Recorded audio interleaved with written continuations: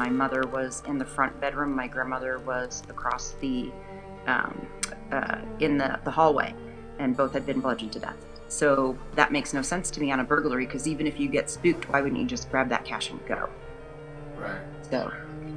So there's been different theories over the years and different accusations, but there's nothing solid. My name is Skylar Henry. I'm an investigative reporter researching unsolved cases across Maryland, shedding light on stories of victims and their families and speaking with law enforcement agencies stuck with little clues and nowhere to go. This is Maryland Mysteries.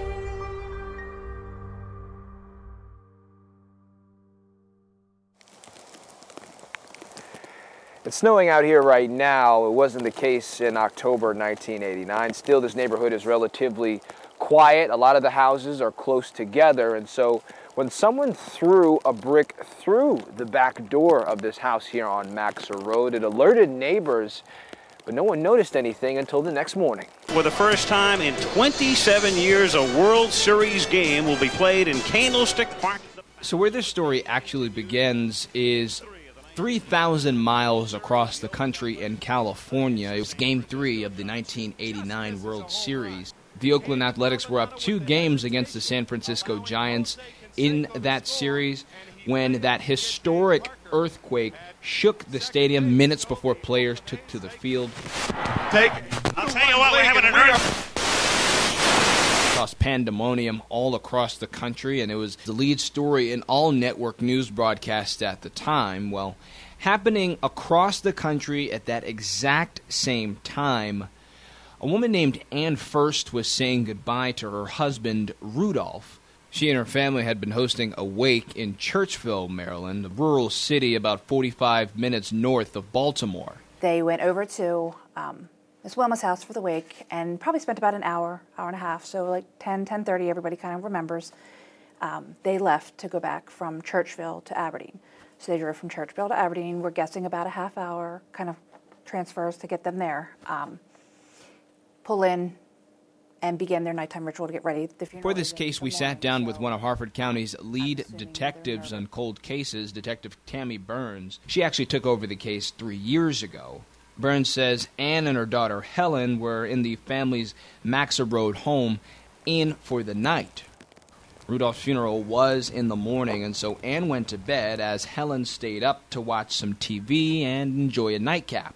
Then suddenly, a brick came flying through the back door. So either it was a loud popping, a loud bang, or glass breaking, as the descriptions we pick up from every neighbor that lived in that street and the 3 to 4 streets, both behind it, front it, and on the sides. They then hear, right after the glass break, a female scream.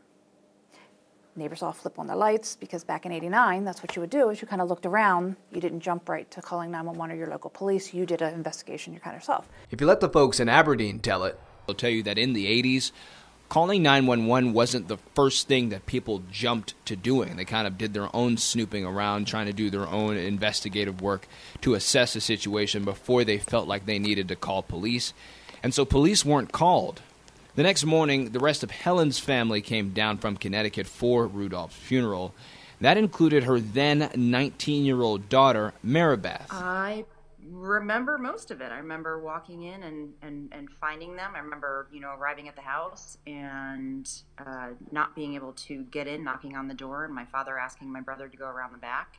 I sat down for a FaceTime interview with Maribeth, who uses a victimology course to try and cope through the pain of losing both her mother and her grandparents in such a short amount of time.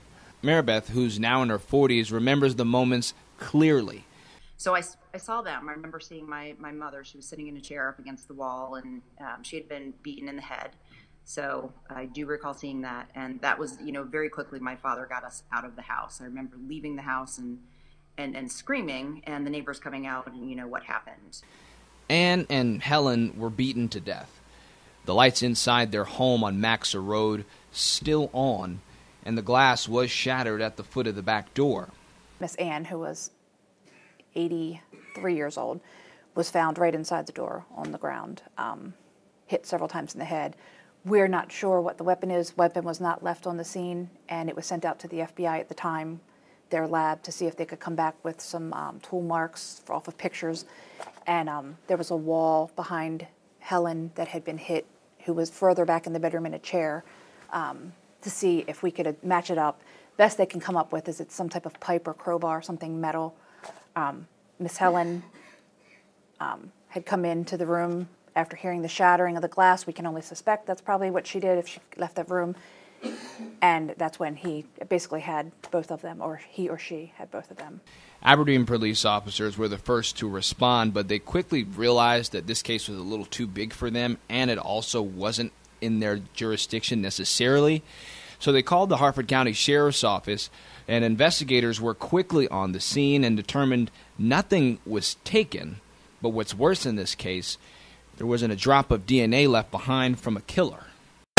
Neighbors were on their way to Rudolph First's funeral when they found out about the murders. I felt like they were part of the family, and it's very hard to take.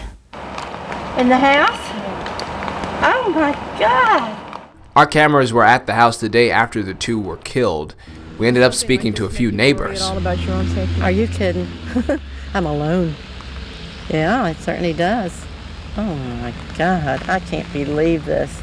Maribeth lives in Ohio now with her husband, and she says that she's been doing her best to try and track down who killed her mother and grandmother the day before her grandfather's funeral. But it's been tough on her, as she's sometimes found herself going about investigating this case alone. Because I think I got to a point where I was like, nothing's happening. They've changed detectives many times over the years. It's great to see that they now have a group of detectives looking at cold cases, so that does give me hope, because this is the first time that there's really been any focus, and he's really been an advocate he's like ready to solve it. It's like, we need to figure this out, find out who did it. And it's a mystery puzzling the sheriff's office, who've been using that memorable night, that night of that earthquake in that big World Series game in October 1989, to try and track down a killer. What happens if the person who did this is no longer here? If he or she may have passed away? I mean, it has been 30 years. Is that something that you would be at peace with, or would that bother you even more? Yeah, no, I think I'd still be at peace with it, because there's been speculation of prisoners that have either come forward that have since committed suicide or died, or I think just knowing the why, to me, is the most important. And maybe I guess you would never know the why if they're dead, but at least if there was solid evidence to prove that that was the individual, then closure, I guess that's about the best I would get. It'd be nice if they were still alive to face them, but I would take anything at this point.